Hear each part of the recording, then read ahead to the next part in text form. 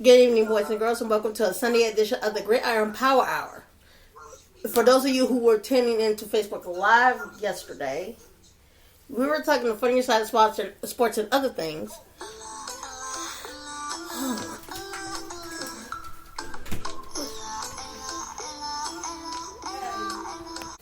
Yep. And we were about to put teams on blast. Yes. That we've seen this Maricopa of stupidity. Yes. And there's a lot of that to go around. Which goes bear in mind to accountability. Ding.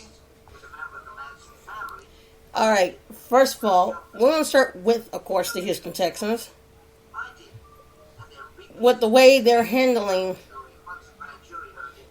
the Deshaun Watson situation. Houston wants to trade him, but I don't know what team's going to be interested because almost every team has a quarterback already. Here's the question. Who would want to sacrifice the quarterback that they have starting right now to get a guy that has the talent but also has the baggage? True. That's the question these teams are going to have to ask them. That also bears in mind. Yes, ma'am. What team would throw the quarterback they have overboard as a sacrificial lamb right now for a guy that has so much uber talent, but also with a lot of baggage that right now is still unconfirmed or denied? Yeah. But the bigger question is, what team in their right mind would, the question would be in mind is, what team would be in their right mind to risk their own team's reputation to bring a guy in with that much baggage coming in? That falls into the same question. That's true. What quarterback? I'll ask it again. Because what you asked falls into the exact same category. But it's basically the same question, just twist it around. Yep. What team would sacrifice and throw overboard as a sacrificial scapegoat or sacrificial lamb, whichever way you want to put it, would sacrifice the quarterback that they have now, that they feel like can get them to the next level, for a guy that can get you to the next level, but has uber baggage that has either not been confirmed nor denied? That is true. But there's nothing right now, so we don't know anything else than what we already know. Yeah. So that's the question teams are going to have to weigh. Which will bear in mind this following question. What team in their iota will trade away a future draft pick to pick a guy who is about as lucky as a pair of socks? Or let's take this one step further. Let's go back to 2 years ago. Let me drive this bus. Let's go back in the time machine and drive this bus back to 2019. Here we go. When the Green Bay Packers overreached. Not only overreached, but a guy they could have waited for second day or third day, because he was not even drafted to be a first round pick. Not even a second round pick. Hell, not even, people didn't even know who the hell this guy was. Coming out of Utah. True. Or wherever the school he was. Nobody knew who he was. Nobody stayed up late and watched Pac-12 after dark. No. Especially not me. I mean, maybe I did, but seriously. Do you think I was going to stop my computer on TuneIn and go listen to, I got to go see what Jordan Love's doing today? Yep. Not me.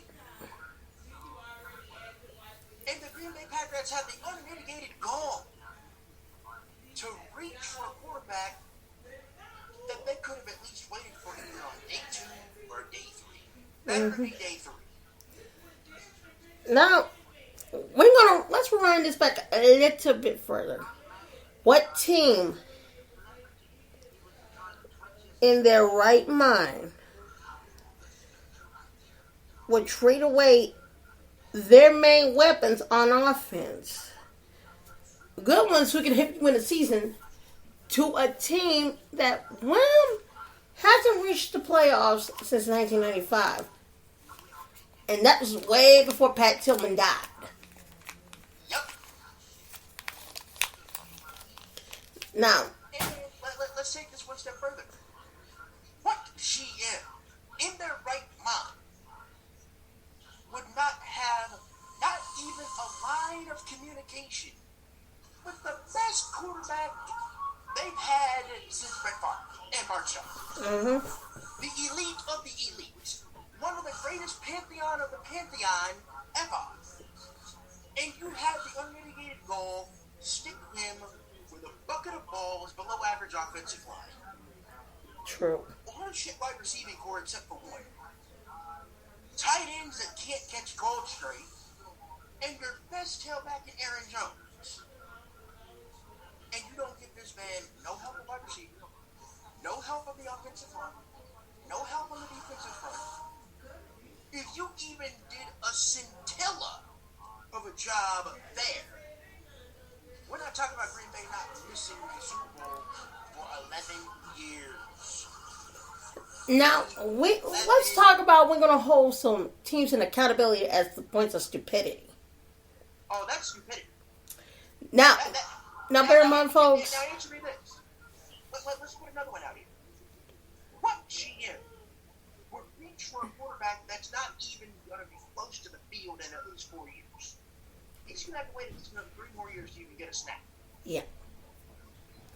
You overplayed your hand, Green Bay. Oh. Especially you, Brian. You overplayed your hand.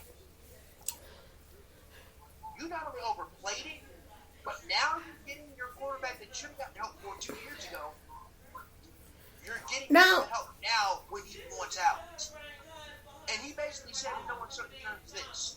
Now, either the GM's got to be fired or I'm out. Now, let's put this in another way. Which team whose head coach doubles as the GM would I know what you're talking about. would not only trade away their main weapon on offense?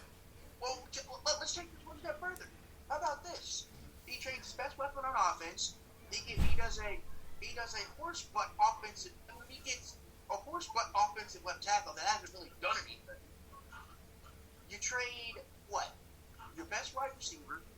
You basically trade almost the whole farm. You also traded your draft picks in this year's draft for somebody else. And a banged up David Johnston. That's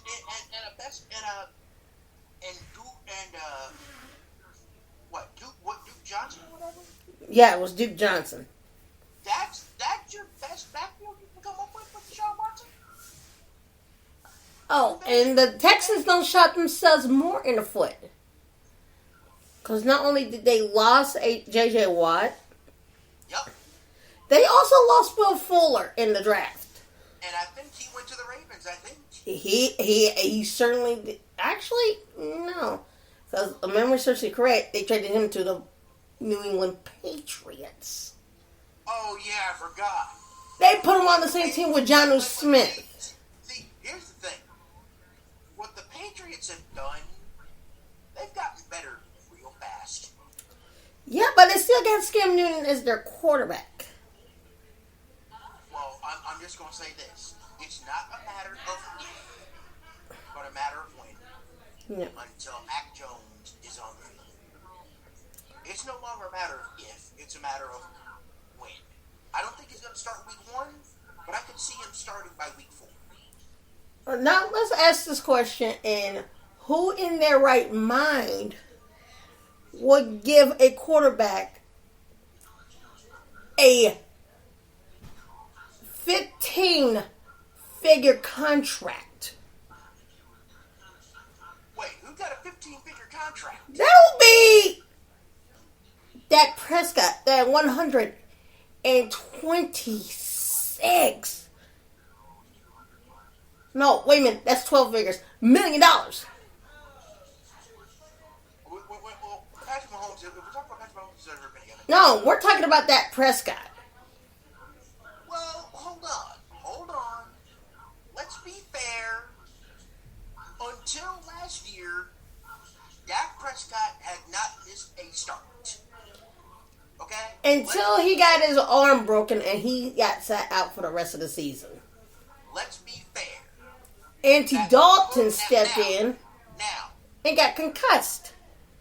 And now he went to the Bears. Well, yeah, and not only that, he now gets to work with Justin Fields. Mm-hmm.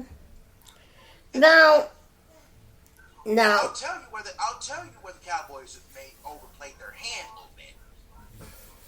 And I've told you this many times, and you know where I'm going with this. Yes, I do. So enlighten the folks. What did the Cowboys do that I said they should not have done? But they did it anyway. Oh boy. And this bears in mind of what the hell they were thinking in the first place when they did this. Keep in mind, I've discussed this with friends, I've discussed it with my mom, I've even discussed this with you. Yes, you did. And it still bears in mind that I don't want to repeat it because it makes me want to grind my teeth. Oh, no. We're here.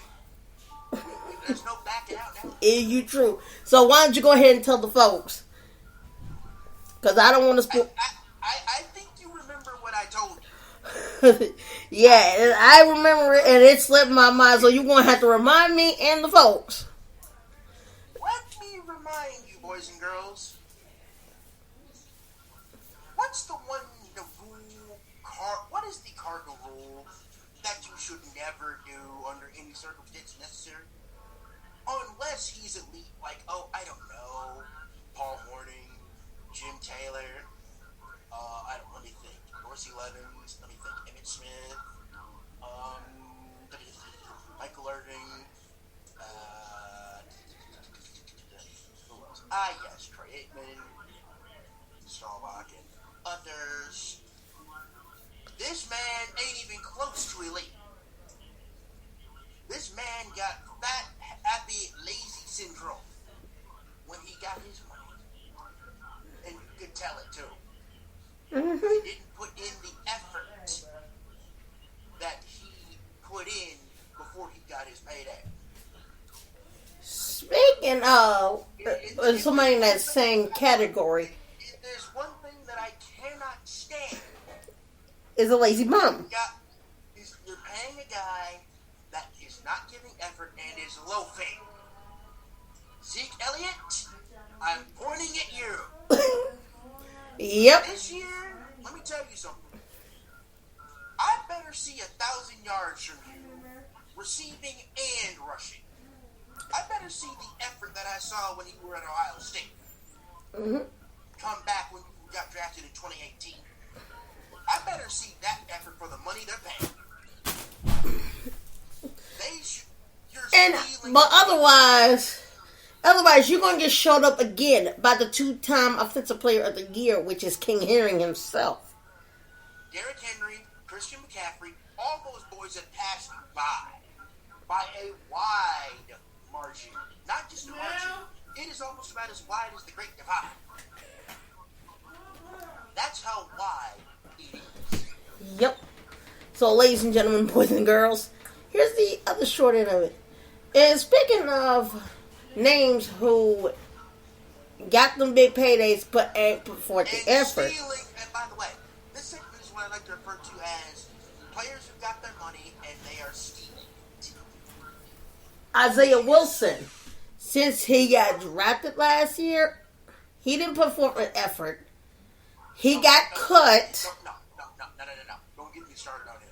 Please. Dear Jesus. And on top of that, that fool wound up arrested by ICE agents in January. And then he goes to the Dolphins. The Dolphins cut him loose the day after they got him. And look, check this out. They gave him a chance to get medical help, and he didn't take it. And then he started driving like a bat out of hell. Mm-hmm. Now, let's move on to the topic that we were getting into last night. The things you've seen in women's football that you'd like to see cleaned up, or better yet, if segment would like to refer, it better get cleaned up, or women's football is going to be a laughing stock like it always has been. until it gets cleaned up.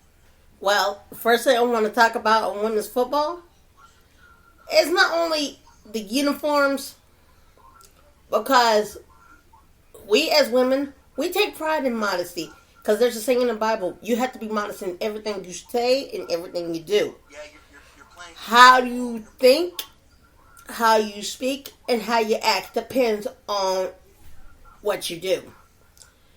And if they're looking on YouTube and see women wearing clothing that resembles that of a high school or college volleyball team, you're going to get the wrong type of audience ogling at you and people embarrassed to look at you. You're going to get the wrong kind of attention. Yes.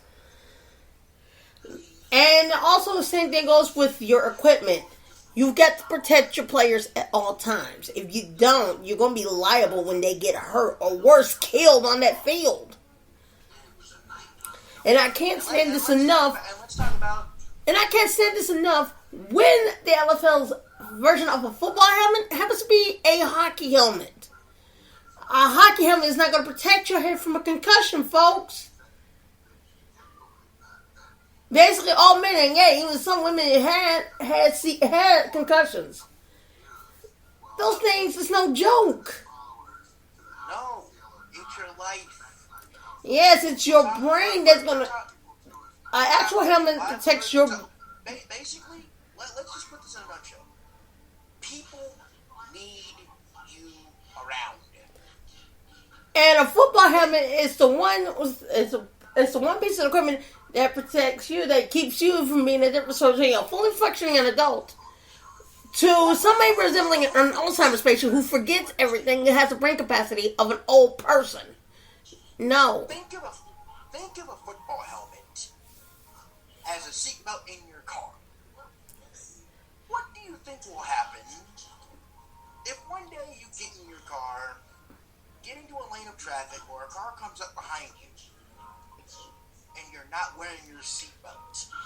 Oh, I can think of several things. You can get ejected out of your car, go flying, hit a brick mortar pylon, and die. And your brains will be splattered across the pavement in the process. Think of it as your brain, not on drugs, your brain getting scrambled like a scrambled egg. Rephrasing. Or even if you don't die, you could be a paraplegic. You could be paralyzed from the waist down. You can have fractures and breaks. Yeah, and your brain will be severely messed up. Or you could be in a comatose veggie state for the rest of your life. And let's talk about rewards for bad behavior. It has no place in women's football. We're women, for crying out loud. We gotta be good athletes and good role models in the community. You're not. People don't want to see us act like a bunch of pricks. That's embarrassing. Let's just call it what it is. Let's just call it what it is. You're prostituting yourself as a hooker. True. Excuse my French if this podcast gets shipped to, you can't hear this podcast file. And I'm gonna tell you this right now, from a woman's point of view and perspective, as an owner and as a player, we as women are role models to the young women and young girls and young teenage women in the community, and we have to show them that we are more than just our bodies. But one guy seems to think that sex sells. If that was the case, he needs to go right back down on Sunset Boulevard, wear a miniskirt and a wig, and see how far it gets him. I'll put it this way. Let me say this. I have called a lot of games about that. Okay? Women's football is probably one of the toughest few sports that I've ever called. And what these ladies have to go through and what they have to do, besides being football players, being deployed in the army, being a wife, being a daughter, being a mother, a sister, an aunt, a niece, a cousin, a girlfriend.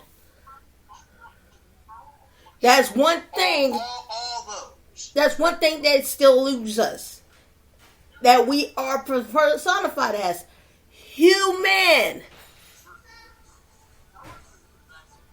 We are human. It's called human beings, folks. This is not like a third world country that treats their women like utter ish. No. We're in America, people. We need to act like it. Please. Stop acting like a bunch of dip-thunk, dunder-mifflin, dunder-headed morons. Start acting like you know how to act. You weren't raised in a barn. And the next thing I'd rather not like to see is a commissioner of a football league reward for bad behavior. Now, I don't like to see that in the NFL. I don't want to see that, period. I don't want to even see it in women's football because the last time this occurred, somebody got hurt in the LFL. Yeah, I called one game in the LFL, and that was the National Night's inaugural game. Luckily, nobody was hurt, though, but it was an interesting style league. Now, I happened to watch an LFL game. One quarterback from the Las Vegas Temptation, the quarterback herself, she sat at home for weeks nursing a fractured knee because she got hit so hard that her knee broke when she got hit and she was grabbing it on her way down. And which team did this? It's a team out of New York. What is it? The New York, New Jersey Hitmen or something? Yeah, it's more like the New York Hitmen. Oh, I remember the New York, New Jersey Hitmen. They were in the AFL. Yeah. And the Las Vegas Temptation. I forgot what they called themselves, but it was a pretty rough variety of name. Before they switched to the LFL, when they had the National Knights and the Austin something, like, I can't remember what they called themselves. Hang on a second. And believe me, if it's on here, I can find it. It was like the New York, I think it was like New York something or the Harlem something. Oh, Lordy, they don't change their name again. From the Legends Football League to the Extreme Football League. Oh, God. Oh, God. What teams are in this league? Oh, God. Austin. Oh. Alright, hang on. Teams. There's the Arizona Red Devils, the Atlanta Empire, the Austin Sound, the Chicago Blitz, Denver Rush, Kansas City Force, Los Angeles Black Storm, Seattle Thunder. Those are the current teams that are in there right now. But here's some of the teams that have left. Yep. The Atlanta Steam, the Austin Acoustic, the Baltimore... That's the team. That's what I was looking for. The Austin Acoustic. Yep, that was the only game I called when the Austin Acoustic came down here. The Baltimore Charm, the Chicago Bliss, the Cleveland Crush, and I believe they stole this name from the Colorado Crush arena football team. Who is, I don't know if they're even still in existence anymore. What, the Colorado Crush? Yeah. Oh, they still in existence. John Elway owns that team. I wonder how many teams are in the AFL now. It seems like they're dwindling. The Dallas Desire. Oh, boy. Oh, God almighty. The Denver Dream. The Green Bay Chill. The Jacksonville Breeze. The Las Vegas Sin has left the LFL. That would be a good team to get in this league if we could actually get them. The LA Temptation left the league. Yup. The Miami Caliente. The Minnesota Valkyrie, and of course the National Knights have left that league as well. And we still have no idea what the National Knights are going to do yet.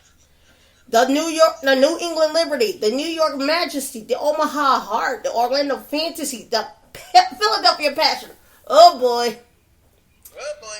Pittsburgh's going to have a field day.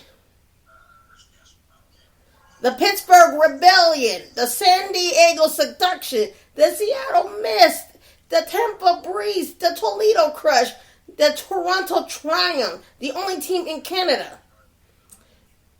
But here's 4 teams that never played in the LFL. The Arizona Scorch, the San Diego Seduction, the St. Louis Saints, the Washington Warriorettes. I promise you, if Sean got a lot of these team names, he would be going after these teams like right now. So, hang on. Let's see what happened to the Knights, shall we? Yeah, shall we? They were a team. Because they were a franchise team back in 2017 and did league play in 2018. They suspended the whole entire team last year. What about last year? The whole team had suspended operations last year. Yeah, because of COVID. See, the Knights went undefeated against the Austin Mist. Okay, what league was this? It was the LFL. When they were the Legends football. Yes, but went back to Seattle. There was a game called the Trader Bowl due to several former players from Seattle are now playing for Nashville. And guess who was the quarterback of the National Knights? I'm trying to remember who it was. There are 4 former Seattle Mist players that was on the Nashville team. No, it was known as the Trader Bowl because of these 4 women.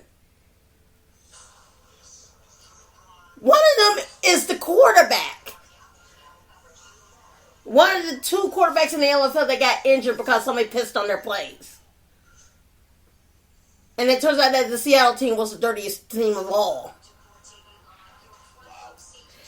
And it's KK Matheny. She is the team's... That's what it was. KK Matheny. That's what it was. Yeah. Their inaugural season was the highest performing season in the 2018 with over 268 points in 4 regular games. In the top seed in the Eastern Conference, they had their first loss to the Chicago Blitz, who eventually won the Legends Cup 2 weeks later. Yeah, and they lost in Austin in the Final Four. In the 2019, they were basically mirrors of that last year, except in reverse. Instead of Seattle, the schedule included a rematch with the Chicago Blitz. Oh my God. Yeah, it was an old friend of mine from high school who was the head coach. Yuri Howard. For the Knights. He's now the coach of the Purge. That team that sits to be. The Nashville Purge? Which is part of that league that's running out of Texas. Yeah, you mean the team that's got to travel all the way to Texas in about 16 hours? Yeah. Oh, God. What a disaster. They lost against Omaha. They beat Denver. They beat the Blitz, and they lost to the Acoustic. So their season ended in 2-2. Yep, they lost to the Acoustic in Austin because they had to travel to Austin. No, they came here. Austin Acoustic came to Nashville. Yeah, I think they would have made the Final Four if they would have won that game. Yeah.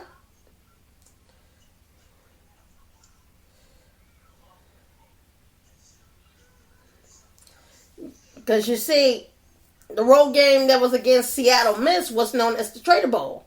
Because several players were playing for the National Knights, which was KK Matheny. So I'm wondering... And I'm in trouble. Is there a possibility that he's going to try to get more localized teams, I guess? The National Knights were the LFL's 22nd and final expansion team of the U.S. League. The team was to become a franchise of the XFL last year, but missed several deadlines and the league suspended them. So the Kansas City Force replaced them. They were suspended out of the LFL after they missed the deadlines. Probably because our new head coach didn't or he didn't care. Mm-hmm. This coach is a cheapskate. I hate when coaches think they can. I hate when coaches think they're above board and they're not punished for it. Yeah, but the thing is, the LFL's been around for the last 12 years.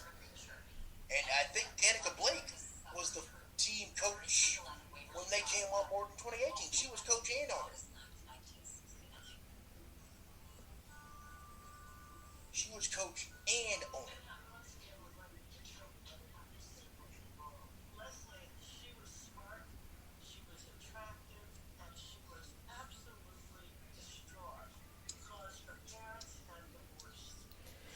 Now let's find out why the Seattle Mist left this. No, the Seattle Mist still on here.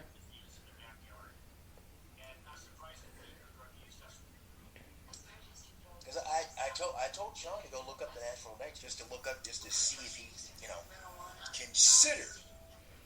They're not even. Let's see. The Seattle Mist was a team in the LFL, and they were a part of the Lingerie Balls expansion team.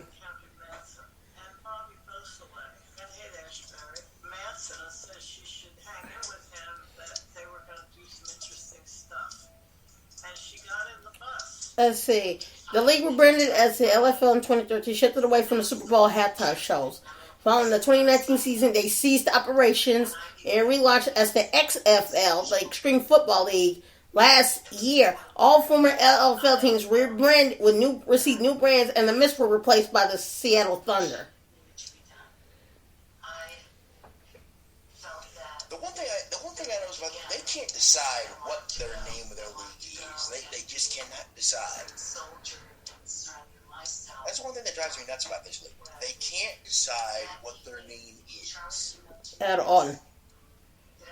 Now, okay.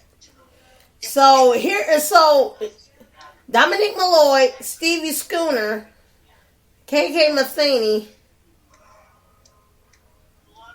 and Jay Randall were the ones who left the Seattle Mist. I wonder if any of these players are even still in Nashville. What teams are playing on now? I have no clue. Hang on a second. But I would love to figure out if the National, if some of these teams that left the LFL would come, because I know Sean's talking to other teams, but just add to the hit list, not growing too fast. Bring some of these teams in. You know what I mean? Where the travel won't be so terrible. Oh, and take that back. Danica Bryce was he's the CEO. I'm talking about Mr. Dub Bears. Ditka. Yeah, Ditka. Good coach. Sounds like a sucky GM. Yeah. I don't know if this is something we could actually put in the group. That I know Sean's looking for other teams, and I'm like, hey, we got you some teams. Yeah. Here's a thought. Clean sheet of paper, write down the teams you'd like to see, and just put them in the group and give distance. Sure, I would like to see the National, besides the Knights and the Mist. No, the Mist is always in Seattle. They don't want to travel like 12 hours to come and play here. Huh? I don't see them traveling 12 hours. What do you mean? Seattle is in Seattle, Washington. Yeah, I know. That's a hell of a ass drive for them.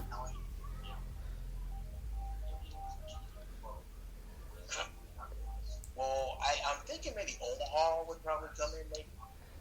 That's Midwest. Let's see. Omaha. Let's see. Yeah. Oh, the Omaha Heart. We're talking about teams that left. Teams that are No longer there. that you'd like to see.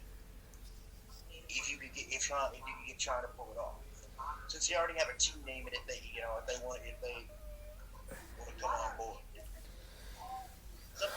Well, I would like to see the Nashville Knights because they sound like a good, decent bunch of women who just got the short end of the stick. I didn't meet them in person, but boy, could they play some football. And they got the short end of the stick. KK Matheny could on that thing, okay? Mm-hmm. And the midfield striker was 25. They were playing the indoor war game, but man, could they play some ball. They use them dashboards like they were their best friends. And when a player tried to go over the middle, they paid for it. They paid for it.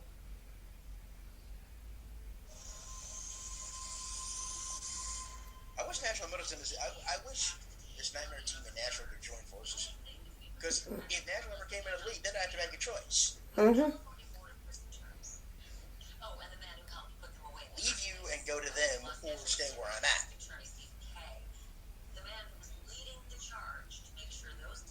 And for me, that's not a cool choice.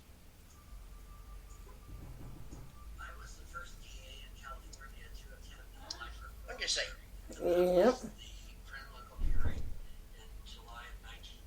Not trying to make it all about me, but if that were to happen.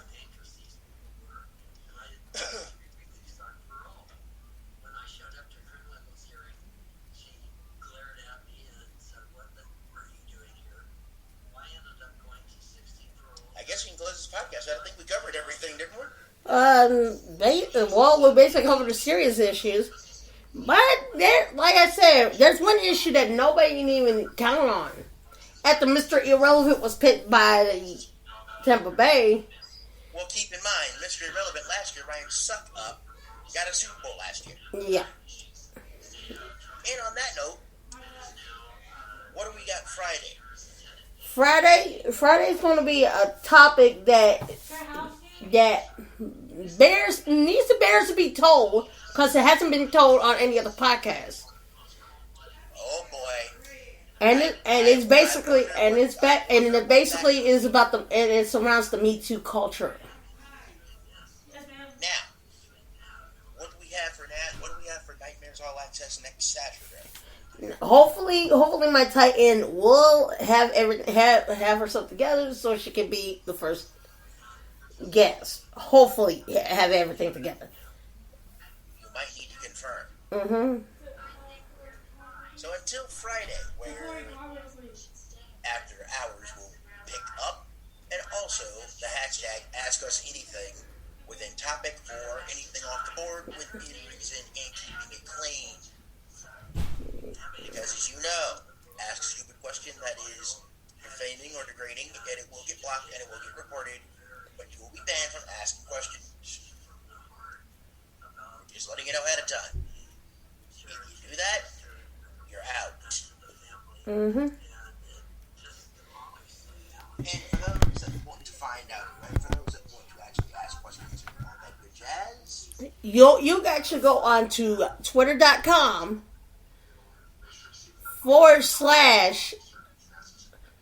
Jocelyn Fisher 1. Put in the hashtag either Nightmares Anything. Yep, for Saturday, or hashtag Nightmares after a Gridiron Power Hour after hours for Friday. Cause we can take anything stupid on Friday. On Saturday, it's gonna be a little bit serious, and none of that other crap. Well, depending on the questions we don't get to, if they're worthy of being asked, we'll ask our guests them on Saturday. Yes. As long as they're within reason, people. Let's keep that in mind. So, for my broadcast partner and owner of this beloved talented team, which is coming together finally. Yep. Is this Jocelyn Luther King signing off for now. This has been a special Sunday edition, which rolls into Saturday. Nightmares All Access. And we'll see you next time, folks.